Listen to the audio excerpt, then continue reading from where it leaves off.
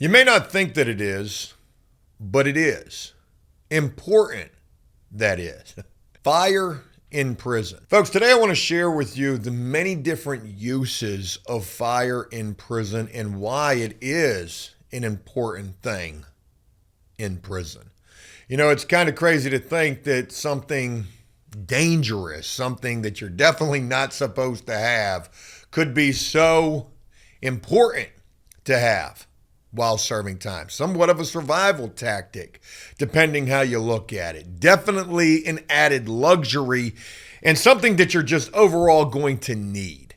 Again, it goes without saying that you can't have fire in prison, but it's crazy to think that you used to be able to have fire in prison. Years ago, in the state of Virginia, it was back in 2011 or 2010, I can't remember, when they actually outlawed it.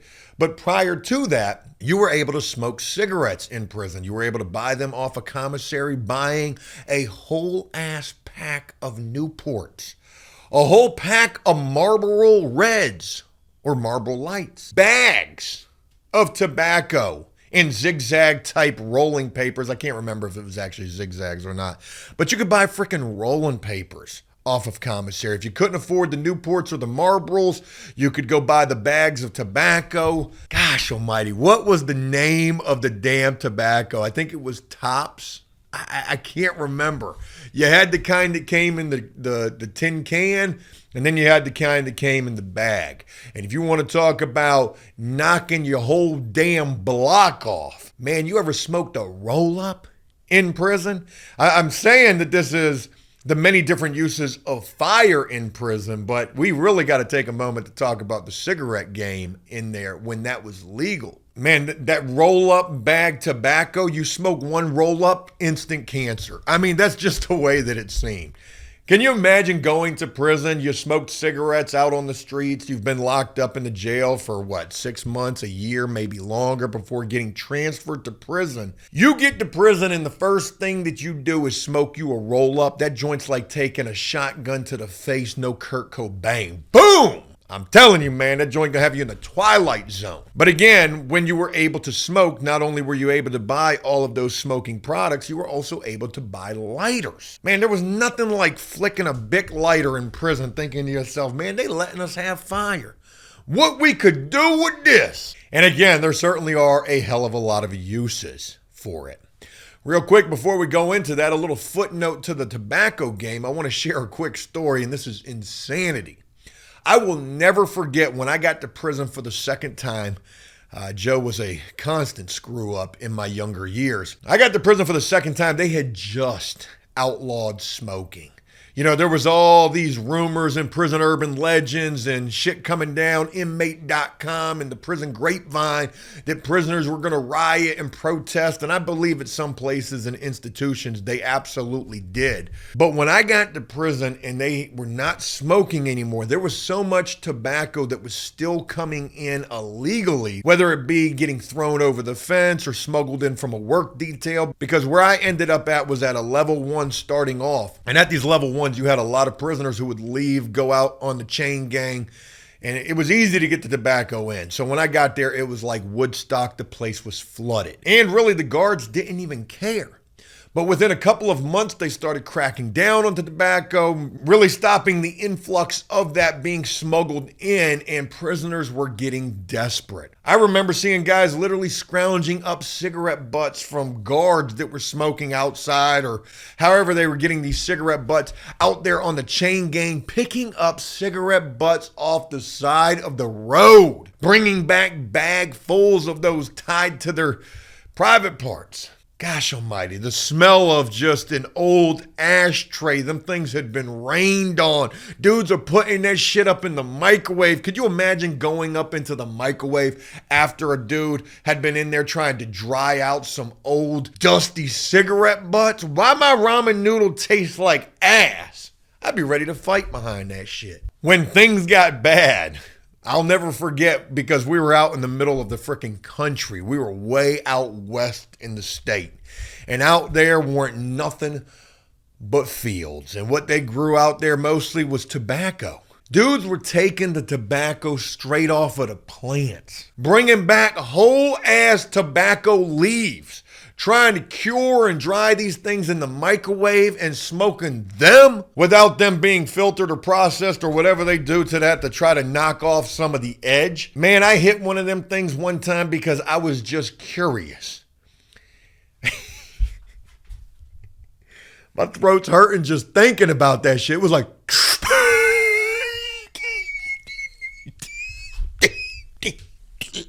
I don't know. I don't know the process that a tobacco leaf goes through between plant and cigarette, but clearly there was some kind of a disconnect. Like they were missing a couple of steps because them shits, man. Hey, that shit weren't right, man. You can't just smoke no tobacco straight off the plant. That shit got to dry out for like 30 days or something. I don't even know, but you couldn't do it in the microwave. It just didn't get it completely right. And dudes, man, hey, they were struggling when the influx got cut off. But just wanted to share that little bit because it's important to the fire aspect and how important fire is in prison. Obviously, even today with the fact that, you know, smoking in prison, I believe, is pretty much outlawed. Maybe there are some places that let you get like vape pens and shit like that. I know we've got a local jail in my area that allows e-cigarettes or something like that, but you got to have the fire no matter what. And, you know, obviously one of the number one reasons for that is to be able to light up your contraband cigarettes, roll-ups. You want to be able to light up your smoking stuff, the stuff that you smoke. And maybe it's even worse than that.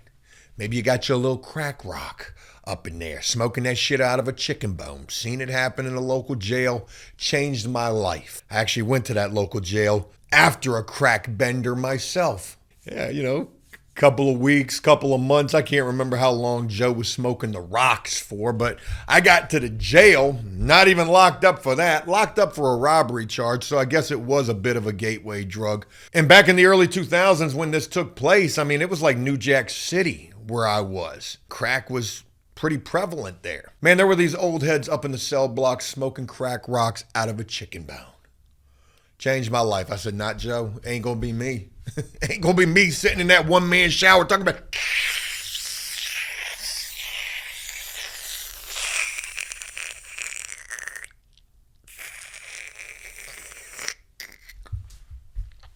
This shit tastes like KFC. Yeah, man. Hey, hell nah. Fire, super important for lighting up your smoking substances, whatever you're trying to smoke. Now, I recently did a short here on After Prison Show that blew up, showcasing a guy making fire using an outlet. And I shared how we did it a little bit different, where we didn't worry about blackening or burning or charring or destroying the outlet. We would take graphite and stick it right into both sides of the outlet with a third piece of graphite tied to a piece of tissue that would touch over the first two pieces. That would spark, explode a little bit, and would light the tissue paper on fire. We didn't put the graphite directly into the outlets per se, and we did have outlets. Maybe sometimes prisoners would do that, but that definitely wasn't the ideal thing to do. They sold surge protectors where I was at. So we would use our own surge protectors. And you would have your surge protector with a black little spot on it. And if you were good at this, you could do it without really blackening or charring your surge protector. It took a little bit of practice if you just hurry up and hit it real quick. You know, you didn't destroy the surge protector, but I've still got a surge protector literally in my house with a charred plug on it. And I think that that's from like 7 years ago when I did a video here on After Prison Show called How to Make a Prison Lighter.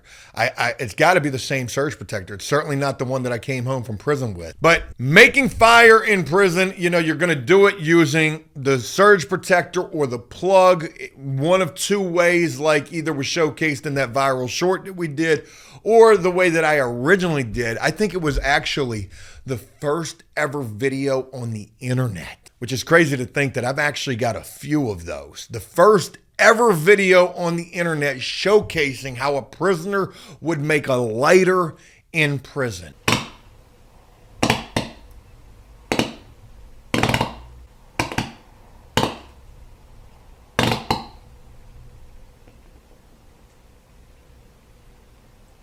And that there is how you make fire.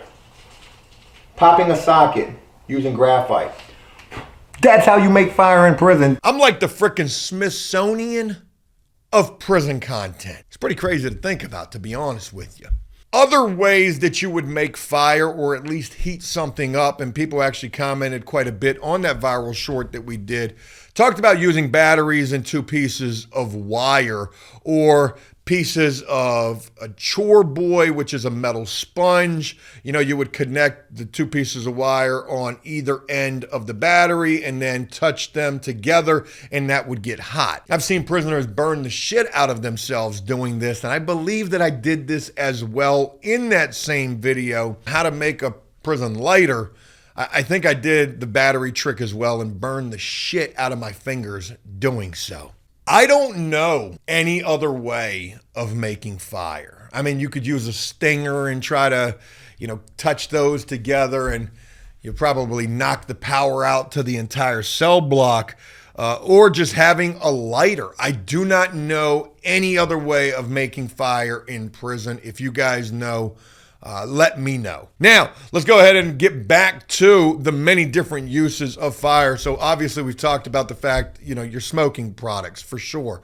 We're seeing all these videos all over the internet now showcasing prison down south. Alabama, I believe, is where it's really at. South Carolina, I know, is where it's really at as well, where prisoners are firebombing the stairwell in an effort to be able to cook. They're using their toilet paper rings, which is just a bunch of toilet paper that's wrapped up in these rings so that they burn a little bit slower. They're putting that underneath of the stairs or underneath of their bunk or underneath of their metal shelf, and then they're using the upper piece to cook on. Cooking is probably the #1 reason why fire is so important to be able to have in prison. But it's a crazy thing for me to think about because when I was serving time, you didn't see it. I never saw prisoners cooking on staircases. It just wasn't happening where I was at, and you was going to get your boots knocked off. You was going to be catching a hell of a charge if the guards ran down on you and saw you doing that. Nowadays, obviously, it seems like prisoners are able to get away with it and the guards really don't care about it. Hence the fact that not only they're doing it, but they're freaking filming that shit with their face wide open and putting that shit all over TikTok. It is the craziest damn thing to think how far things have gotten different from when I was serving time to where things are now. Dudes are doing TikTok dances and doing TikTok lives from prison. When I was serving time, getting caught with that damn cell phone was a major security risk. It seems like things have certainly laxed up in regards to that. Moving on. Another really important use for fire in prison relates to what I used to do and how I got by was the tattooing. You need the fire to be able to stretch out and straighten your needle. You need the fire in an effort to be able to burn your soot so that you can make your tattoo ink. And all of these things are really important to tattooing. But you also need the fire to burn the end of that damn needle because that's the best way that you're going to be able to sterilize a needle to get that thing ready to be tattooing with. What else do you need fire for in prison? I've heard of dudes firebombing their cells, which is the craziest damn thing to think about. Literally, it's almost comical to think about it. Firebombing your cell or the cell of your ops. It would seem a little more smarter to be doing if you're going to be doing that at all. You would rather firebomb somebody else's cell versus your own. And why you would firebomb your own cell is in form of protest. Hey, you're pissed off about whatever it is, kicking the bars and flooding your cells, just not getting the message across. Let's go ahead and try to burn this bitch down. Now, the crazy thing about that is you would think that the smarter move would be to firebomb your cell when you're not locked in there. But I've heard of dudes who have set their whole damn cell on fire while they are locked up in there. I couldn't think of a scarier situation to be in. How you going to get burned alive in your own damn cell from a fire that you done caused. Don't make any sense to me, and I'm not really sure if that's really going to get the point across that you're trying to make. Neither will flooding your cell or kicking the bars or throwing stink bombs on guards. Neither. But the only thing that could come of that is just getting moved. If that's what you're trying to do, if that's the point you're trying to get across, I'm pretty certain that you're going to get that.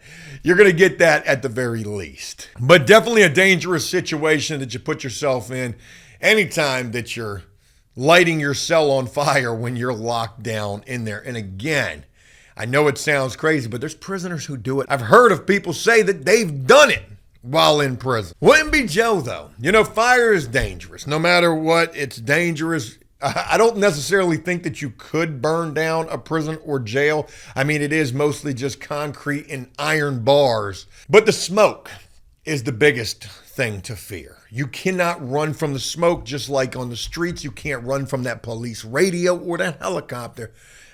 Yeah, man, you ain't going to be able to outrun that smoke. And that would be a scary thing to me personally if I was locked up these days in areas where prisoners are playing with fire so much. But obviously, wherever they are and they're doing that, they certainly have the ventilation situation figured out. You know, I think that's pretty much it. I can't think of another thing that prisoners are going to use fire for in prison. Boiling water, but you've got a stinger for that. Maybe melting plastic to fashion some sort of a weapon out of, or maybe softening some metal to do the same thing with. I really feel like I might be missing a thing or two. And if I am, and you know better, comment down below and let us all know. Folks, like I said, I just did a short about fire in prison that just went pretty viral. And I wanted to address a little bit more on that, do a long form video with you guys here. And I hope that this was something you enjoyed. If there's more that you'd like to contribute, again, please leave a comment down below and let us all know. And if you enjoyed this video, please leave a like on this, letting me know. Hey, look, that's it. I hope you enjoyed this video, and if you did so, please leave a like and a comment letting me know exactly what you thought about this. And as always, until next time, enjoy life, the free world, never take a moment for granted, and make the most of every day. Peace!